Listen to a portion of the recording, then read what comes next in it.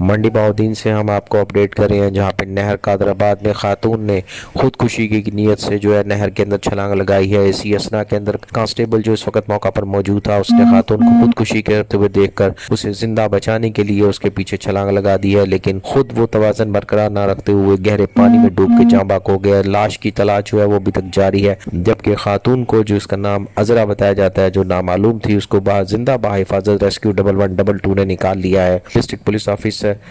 رضا صفدر کاظمی جو ہے وہ موقع پر پہنچے ہیں، اور انہوں نے ریسکیو کو ہدایت کی ہے کہ یہ آپریشن جو ہے وہ دن رات کیا جائے، اور ہر صورت میں جو ہے نوجوان کانسٹیبل شہید شبیر احمد میکن کی لاش جو ہے اس کو نہر کے سے نکالا جائے۔ انہوں نے شہید کی خدمات کو خراج تحسین پیش کیا ہے۔ اس وقت پولیس کی بھاری نفری اور اہل علاقہ اور شبیر احمد کے والد اور اس کے ورثہ جو ہیں وہ بھاری تعداد میں اس وقت نہر کے کنارے موجود ہیں، جبکہ آپریشن جو ہے وہ ریسکیو کی جانب سے جاری ہے۔